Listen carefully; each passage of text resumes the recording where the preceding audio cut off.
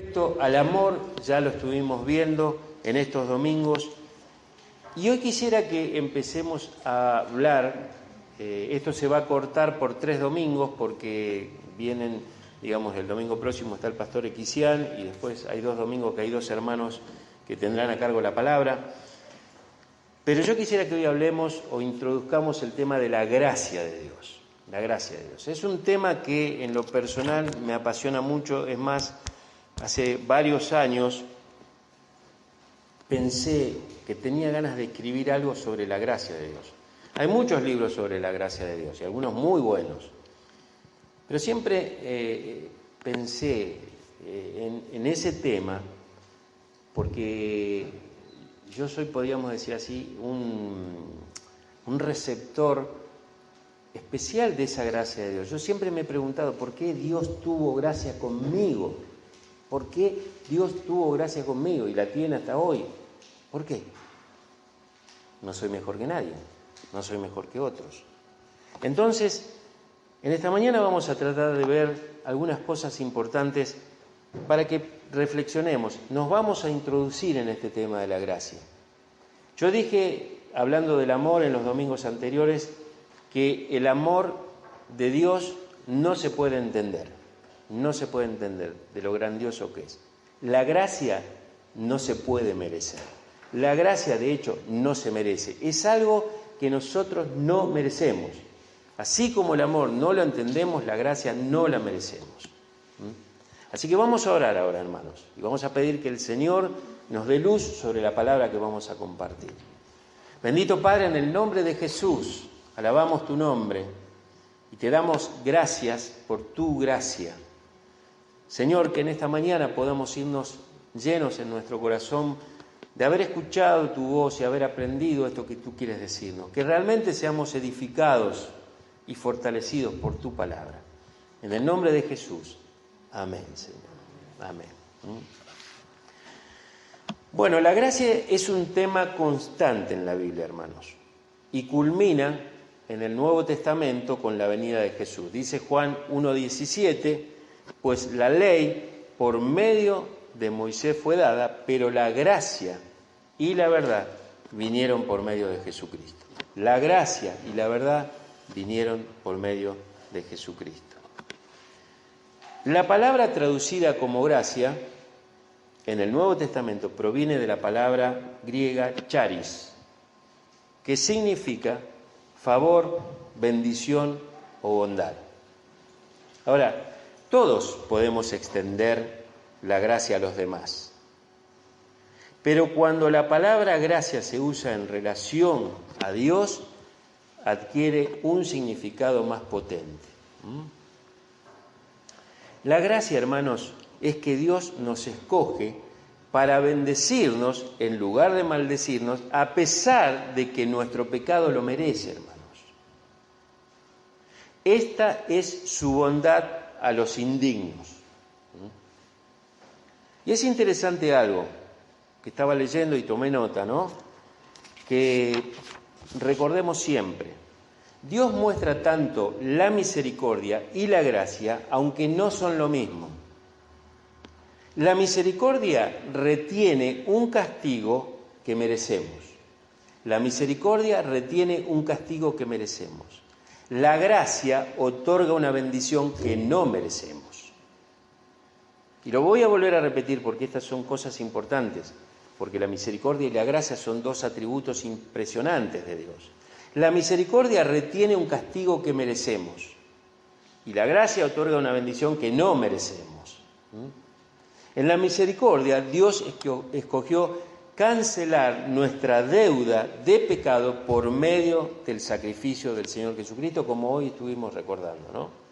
Ese perfecto sacrificio en lugar nuestro. Y hay muchos pasajes como Tito 3:5, 2 Corintios 5:21 y otros que nos hablan de esto, ¿no? Pero Él va mucho más allá que la misericordia. Es decir, extiende la gracia a sus enemigos, por ejemplo. Romanos 5:10 nos dice esto. También Él ofrece perdón para nosotros, como nos dice Hebreos 8:12 o Efesios 1:7. ¿Y qué otra cosa hace también la gracia? Nos reconcilia. La gracia nos reconcilia con Él, Colosenses 1, 19 y 20. No tenemos tiempo para leer todos estos textos, pero son fantásticos. Y hay un lugar en el cielo con Él preparado para que nosotros un día estemos, como nos dice Juan 3 del 16 al 18, ¿no es cierto? Un pasaje conocido. Todo esto cuando aceptamos la oferta y depositamos nuestra fe en su sacrificio. Es decir, que la gracia es el mayor tesoro que Dios da a los que menos lo merecen, hermanos. Y yo quisiera que veamos 2 o 3 cosas en esta mañana, sabiendo que no tengo muchos minutos para desarrollarlos, pero quisiera que viéramos algo importante. Vamos al libro de Efesios capítulo 3 y allí vamos a leer algunos textos que son la base de uno de los puntos que quiero que veamos en esta mañana. Efesios capítulo 3 y vamos a leer desde el versículo 1 hasta el versículo 6. Dice así el apóstol Pablo, inspirado por el Espíritu Santo, Efesios 3, 1: Por esta causa yo, Pablo, prisionero de Cristo Jesús por vosotros los gentiles, si es que habéis oído de la administración de la gracia de Dios que me fue dada para con vosotros, que por revelación me fue declarado el misterio, como antes les he escrito brevemente, leyendo lo cual podéis entender cuál sea mi conocimiento en el misterio de Cristo. Misterio que en otras generaciones no se dio a conocer a los hijos de los hombres, como ahora es revelado a sus santos apóstoles y profetas por el Espíritu. Que los gentiles son coherederos y miembros del mismo cuerpo y copartícipes de la promesa en Cristo Jesús por medio del Evangelio. Por medio del Evangelio. Qué interesante, hermanos. La gracia es un misterio. Es un misterio. Acá nosotros podemos encontrar la palabra misterio varias veces en estos versículos que hemos leído. Por ejemplo, en el versículo 3 dice que por revelación me fue declarado el misterio. Versículo 5, misterio. Versículo 4, perdón. Dice, leyendo lo cual podéis entender cuál sea mi conocimiento en el misterio de Cristo. Versículo 5, misterio que en otras generaciones no se dio a conocer. ¿Qué es un misterio? ¿Qué es un misterio? Bueno, un misterio, desde un punto de vista general, es algo secreto, es algo que no se ha manifestado, pues está oculto. Y dice la Escritura que Dios ha tenido desde la eternidad un misterio, un secreto guardado. Fijémonos, por ejemplo, lo que dice Colosenses 1:26. Colosenses 1:26. Y hay otros pasajes de Colosenses, pero, por ejemplo,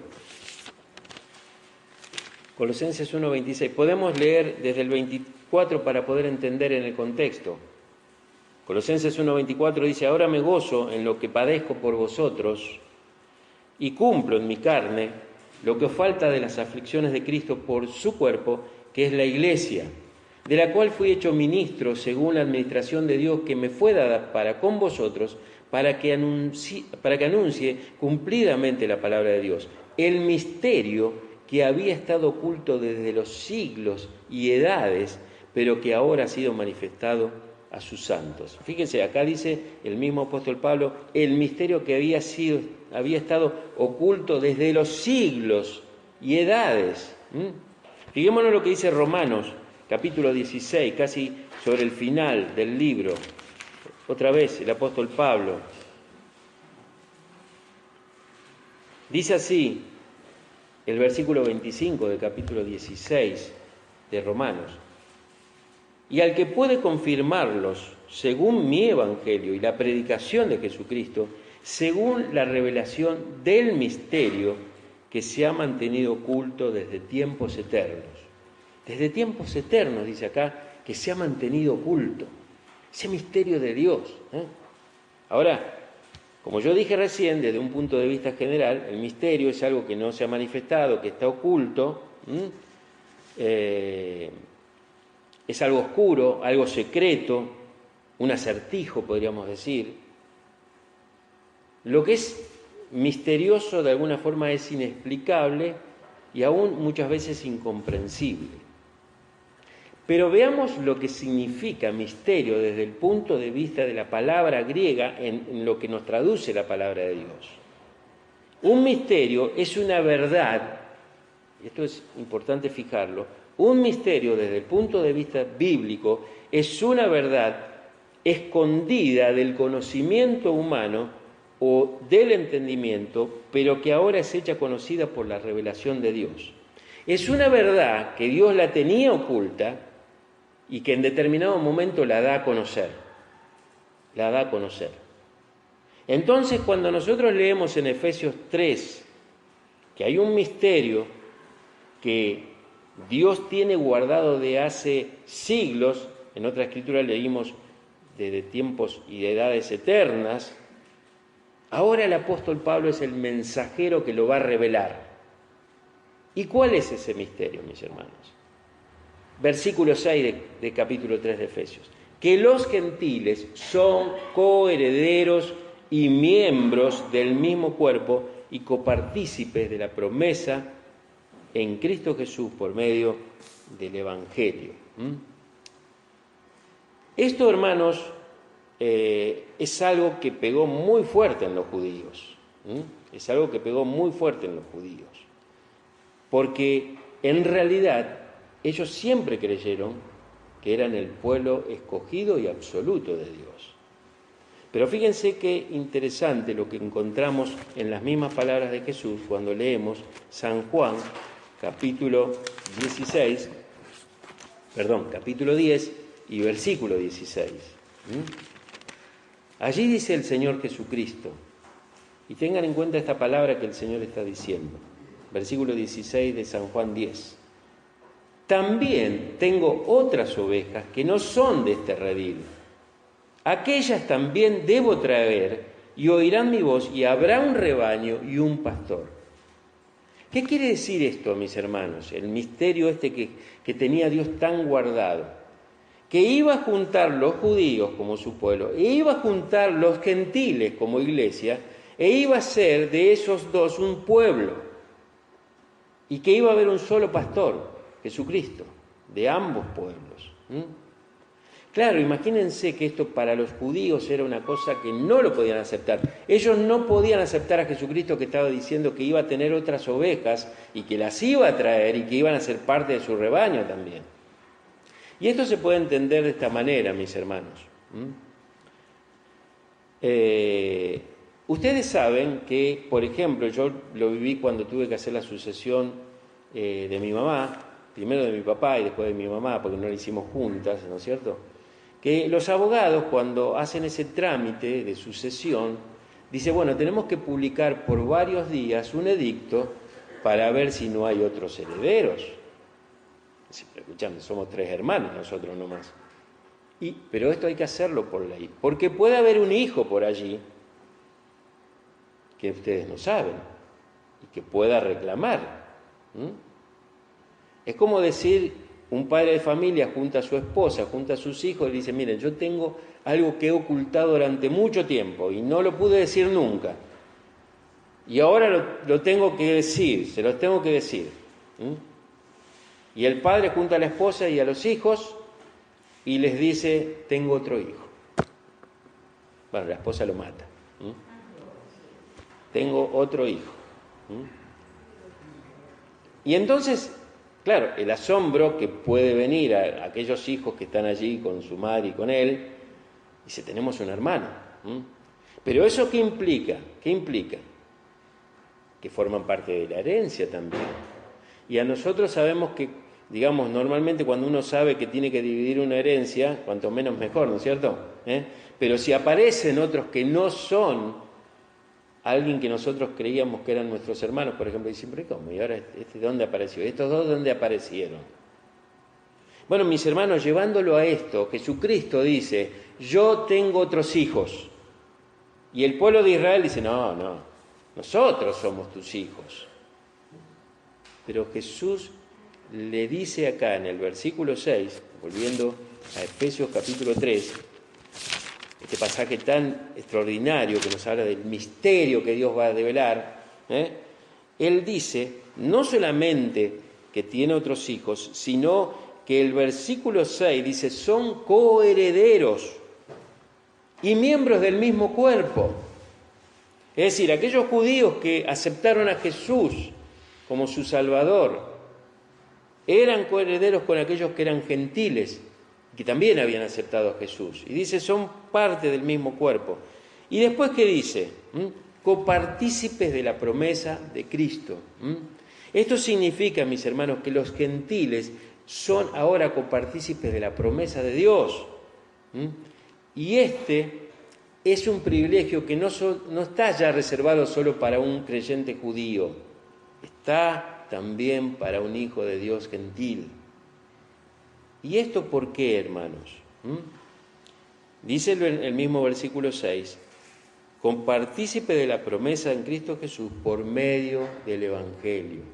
El Evangelio son las buenas noticias, las buenas nuevas que Cristo trajo para que nosotros podamos ser salvos y podamos ser parte de ese pueblo que el Señor está juntando. Y saben, mis hermanos, esto, dice el apóstol Pablo, lo recibió por revelación.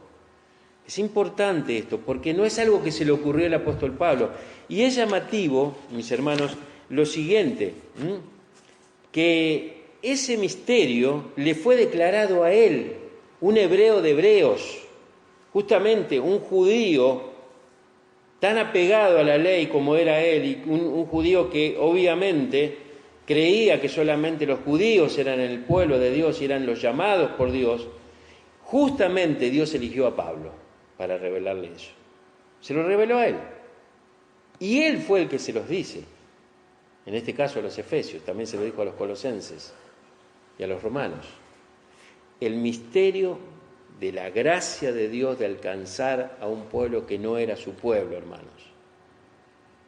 Esto es fantástico, hermanos, porque la gracia de Dios hace que ustedes y yo seamos alcanzados por esa gracia para ser parte del pueblo de Dios. Ya no son solamente los creyentes judíos, sino todo creyente gentil que conoce al Señor. Por lo tanto, este es un misterio declarado. Es decir, como decíamos antes, es una verdad que Dios tenía en oculta y la tuvo oculta durante siglos. Y claro, cuando uno lee el Antiguo Testamento, los judíos siempre, nosotros somos el pueblo de Dios, somos el pueblo de Dios. Llega Jesucristo y dice, tengo otras ovejas, tengo otras ovejas. Por eso los fariseos lo querían matar a Jesús, lo odiaban. Pero gracias al Señor, por la gracia de que nosotros fuimos alcanzados por esa gracia. En segundo lugar, hermanos, la gracia de Dios es para todos. Es para todos. Algunos creen que nosotros como cristianos evangélicos odiamos a los musulmanes, odiamos a los homosexuales, a las lesbianas y a todo aquel que está realmente desviado, pero no, en realidad no los odiamos, los amamos. Lo que queremos es que ellos sean libres y puedan conocer la verdad en Jesucristo. Tienen que ser libres y conocer que solamente Jesucristo es el único y suficiente Salvador y Señor. No hay otro, no hay otro. Entonces, la gracia de Dios es para cualquiera que se acerca a Él. Vamos a un pasaje de Lucas, capítulo 5. Vamos a leer capítulo 5 de Lucas y veamos estas palabras del Señor Jesucristo. Lucas, capítulo 5 y versículo 32.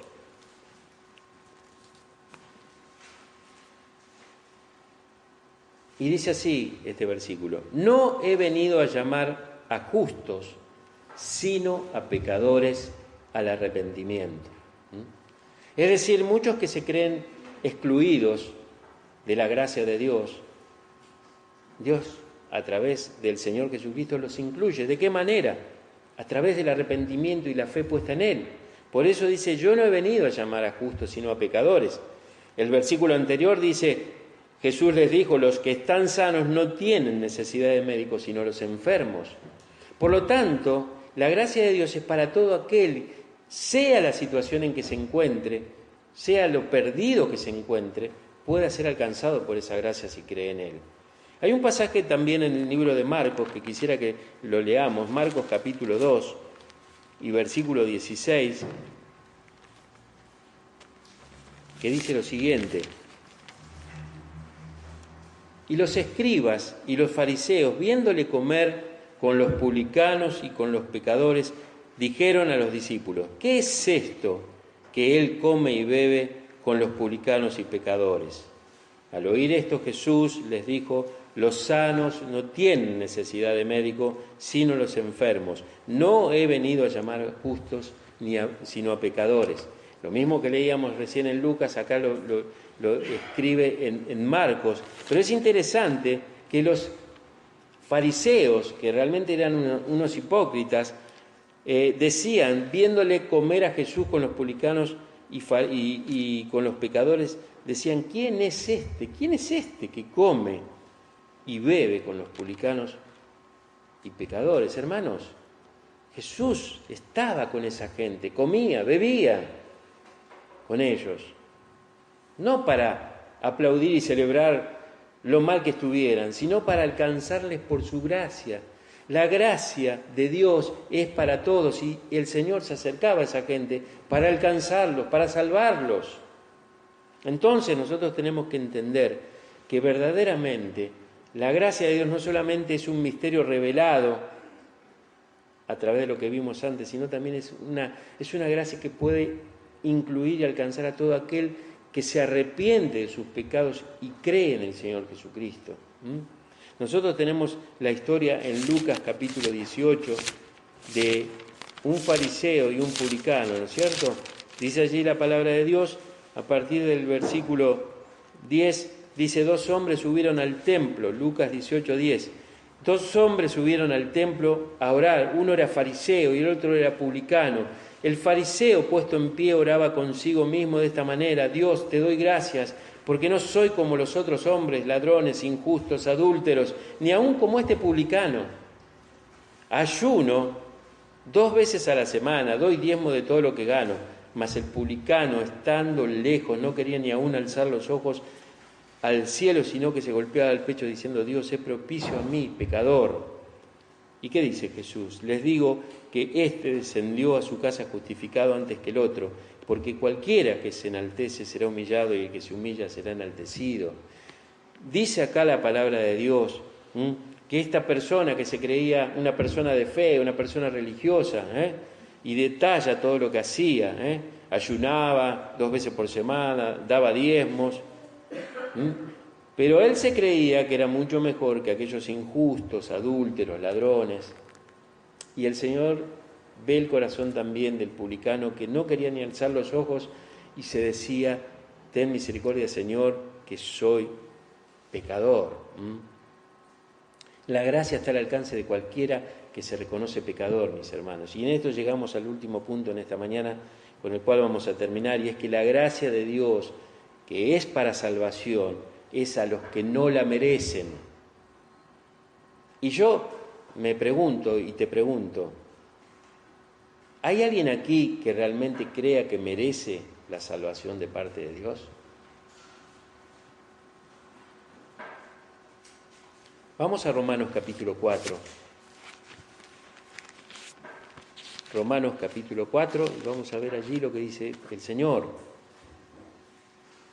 Yo lo voy a leer en la versión Reina Valera, creo que la tenemos acá, Romanos 4:4, y después la voy a leer en la Nueva Traducción Viviente para que podamos ver un poco más amplio esto. Dice Romanos 4:4: pero el que obra no se le cuenta el salario como gracia, sino como deuda. Mas el que no obra, sino cree en aquel que justifica al impío, su fe le es contada por justicia.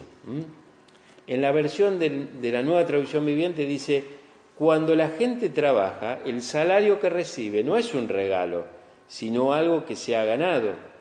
Pero la gente no es considerada justa por las acciones, sino por su fe en Dios, quien perdona a los pecadores. Estos son los mismos versículos paralelos en otra traducción.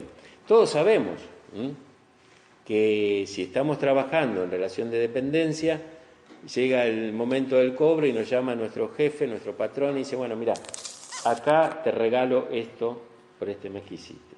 No, ¿qué regalo? No es un regalo si yo lo trabajé eso. Es algo que me debes. Y Jesús le está diciendo acá, cuando la gente trabaja, el salario que recibe no es un regalo, sino algo que se ha ganado. Pero ¿qué está diciendo el Señor básicamente? La gracia de Dios no es algo que nosotros podamos ganar, ni siquiera merecer. Es algo que viene como un regalo, como una dádiva de Dios, a pesar de que no lo merecemos. Como dije antes, mis hermanos, la gracia de Dios significa que Él nos da una bendición, un favor que no merecemos. Él no tenía por qué enviar a Jesucristo para que muriera en lugar nuestro. Jesucristo es nuestro Salvador. Él dio el pago del rescate. Nosotros somos salvos gracias a Jesucristo.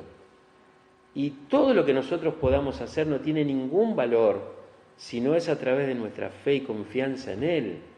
Por eso, realmente la gracia es para los que no la merecen, mis hermanos. Y termino con un ejemplo que escuché de una historia del pastor Billy Graham, hace mucho. Él la contó, ¿no?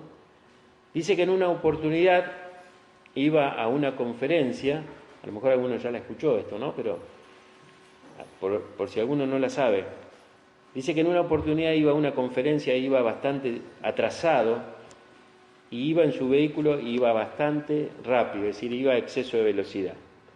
La cuestión de que justo cruza un inspector de tránsito, ¿no es cierto?, que lo paró y cuando lo detiene le dice que había cometido una falta por exceso de velocidad. Y entonces el pastor Graham le dice, se presenta quién es y le dice, mire, yo la verdad que voy tarde a una conferencia, pero reconozco que cometí una falta, cometí que esto, es decir, no debía haber hecho esto, encima soy pastor, no debería haber tenido esta falta, pero el inspector le dice, bueno, no hay problema, va a tener que presentarse ante el juez, así que cuando el juez lo cite, usted tendrá que ir. Bueno, llega el momento en el cual él se presenta delante del juez y el juez lo reconoce que era él, ¿no? Reconoce que era el pastor Billy Graham. Entonces el juez le pregunta y le dice, doctor Graham, ¿cómo se considera usted en cuanto a esta falta? Y él dijo culpable, sí, yo avergonzado, como dice un poco el relato, avergonzado por lo que había hecho, dice, sí, yo cometí esa falta. Entonces el juez le dice, mire, como usted sabrá, esta falta por el exceso de velocidad corresponde a una multa de $100, que tendrá que pagar. En ese momento, el juez se baja, se saca la toga, se acerca al pastor Graham, saca $100 y se los da. Y le dice, permítame pagarle la multa. Pero le quiero pedir algo más, le dice. Quiero que cene conmigo. Entonces, bueno, el pastor Graham le dice, sí, cómo no, muchas gracias. Bueno. Y después el pastor Graham dice, eso es gracia. No solamente yo era culpable para pagar la multa, sino que alguien vino, me pagó la deuda y encima me invitó a comer. Eso es gracia, hermanos. Eso es lo que hizo Jesús con nosotros. Nosotros éramos que teníamos que pagar la deuda. Jesús dijo, no, momento, voy y pago yo. Y Él nos invita, como dice Apocalipsis, ¿no?, a cenar con nosotros. Qué maravilloso esto, ¿no, hermanos? Qué grandioso es nuestro Dios. Y cómo podemos ver en este vislumbre, porque este tema de la gracia lo vamos a seguir, hay muchas cosas para ver, pero es importante que en esta mañana te vayas con este pensamiento, y si no tenés a Cristo todavía, que pienses la importancia de que Jesús pagó el precio que debías pagar. El Señor Jesucristo, por su gracia, es quien realmente nos salva, es quien realmente quiere, ser nuestro Señor, nuestro Salvador. Este misterio ha sido develado, mis hermanos, el misterio de la gracia para los gentiles. que gracias a Cristo nosotros somos parte del pueblo de Dios. Gracias al Señor Jesucristo. Esto estaba oculto de parte de Dios, lo tenía guardado Dios. Pero ya había pensado, yo tengo otro pueblo, aparte del judío, tengo otro pueblo. Serán todos aquellos que crean en Jesucristo. Y esos somos nosotros. Y pensemos, las gracias para todos. A veces muchas veces vemos personas que viven vidas aisladas o perdidas en el pecado, nosotros las rechazamos o digamos, muchas veces no queremos acercarnos, tratamos de no aceptarlas. Sin embargo, la gracia de Dios está al alcance de esas personas también. Yo he venido, dice, no a llamar a justos, sino a pecadores al arrepentimiento, dijo Jesús. Por lo tanto, es una gracia que puede alcanzar aún al más perdido. De hecho, tenemos muchos ejemplos en la Biblia de gente muy perdida que fue alcanzada por el Señor Jesucristo. Y finalmente, hermanos, que sepamos que la gracia no es algo que merecemos, todo lo contrario. Deberíamos pagar de parte de Dios esa culpa que tenemos delante de Él por nuestros pecados. Sin embargo, el Señor Jesucristo pagó ese precio y nos salvó.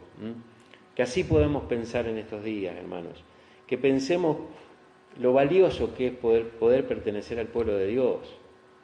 ¿Por qué no servirle? ¿Por qué no entregarnos más? ¿Por qué no tener más amor por Jesucristo? Con todo lo que Él es, con todo lo que Él ha hecho. Ya vimos bastante lo que es el amor de Dios y ahora estamos viendo lo que es la gracia de Dios. Entonces, en deuda con Él, por amor, entreguémonos más y más a Él. Amén. Vamos a orar, hermanos.